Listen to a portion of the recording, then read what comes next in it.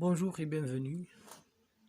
Dans le cadre des mesures préventives prises pour faire face à la situation exceptionnelle liée au risque d'épidémie de virus corona au Maroc, qui a obligé tout le monde à rester à la maison, et conformément aux instructions du ministère visant à fournir des cours à distance aux élèves, j'essaierai de présenter des cours comme une contribution du secteur scolaire à l'Erntega.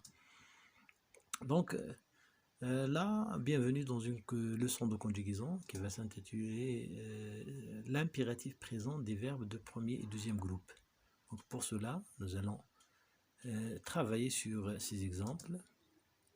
À pied ou à vélo, respecte toujours le code de la route. Deuxième phrase. Pour ta sécurité, ralentis au carrefour et au rond-point. Troisième phrase. Avec votre bras tendu, avertissez les automobilistes du changement de direction. Donc, comme vous voyez, la première phrase, donc le verbe qui est dans la première, c'est respecte. Respecte. À pied ou à vélo, respecte toujours le code de la route. C'est le verbe respecter qui appartient au premier groupe. Comme vous voyez, le verbe respecte n'est pas précédé d'aucun pronom. Donc, on dit qu'il est conjugué à l'impératif présent. Comment on conjugue les verbes de premier groupe ou bien à l'impératif présent? Nous allons voir. Donc, sur ce modèle-là, comme le verbe respecter, on dit respecte à la fin E, respectant et respecter, EZ à la fin. Deuxième phrase, donc le verbe qui est conjugué dans la deuxième phrase, c'est ralenti. C'est le verbe ralentir. Il fait partie des verbes de deuxième groupe. Lui aussi, comme vous voyez, n'est pas précédé d'aucun pronom personnel. Donc, on dit qu'il est conjugué à l'impératif présent. Donc, et comme les verbes de premier groupe, les verbes de deuxième groupe se conjuguent ainsi. Comme vous voyez, ralenti, ralentissant et ralentissez, EZ à la fin. Pour la troisième phrase qu'on a vue, le verbe conjugué c'est avertissez, c'est le verbe avertir. Lui aussi fait partie des verbes de deuxième groupe et elle se conjugue comme le verbe ralentir. Ça veut dire en supprimant IR et en ajoutant IS, I2SONS, I2SEZ, et comme ça qu'on conjugue les verbes de deuxième groupe à l'impératif.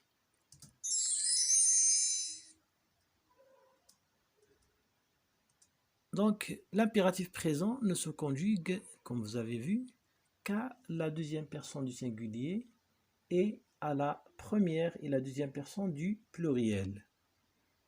Donc, il n'y a que trois personnes dans l'impératif présent. Et pour les verbes de premier groupe, on ajoute les terminaisons suivantes, E, ONS, EZ. Donc, il suffit de supprimer ER de l'infinitif, et ajouter E, ON, S et EZ pour conjuguer les verbes de premier groupe à l'impératif présent. Et pour les verbes de deuxième groupe, on ajoute les terminaisons suivantes, IS, I2SONS, I2SEZ. C'est comme ça qu'on conjugue tous les verbes de deuxième groupe au présent de l'indicatif. Donc l'impératif est généralement utilisé pourquoi?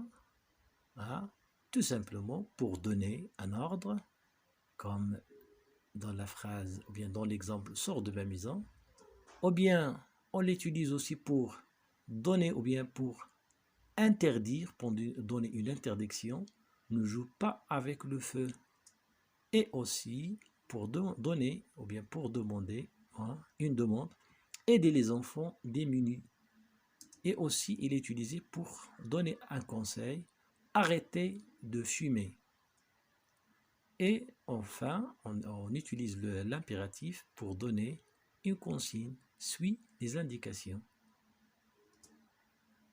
Attention, les verbes pronominaux à l'impératif présent sont toujours conjugués avec un pronom personnel qui change de place à la forme négative. Donc, comme vous voyez, le verbe se promener, on dit promenons-nous ce soir. Comme vous voyez, le pronom nous est placé après le verbe à la forme affirmative. Mais lorsqu'on transforme la phrase à la forme négative, le pronom nous se place avant le verbe et on dit nous ne promenons pas ce soir. La même chose pour dépêche-toi. Hein, là, le pronom est placé après le verbe et à la forme négative, on le place avant le verbe et on dit ne te dépêche pas. C'est comme ça qu'on conjugue tous les verbes, donc les verbes soyant les verbes pronominaux ou bien les verbes de premier et de deuxième groupe à l'impératif.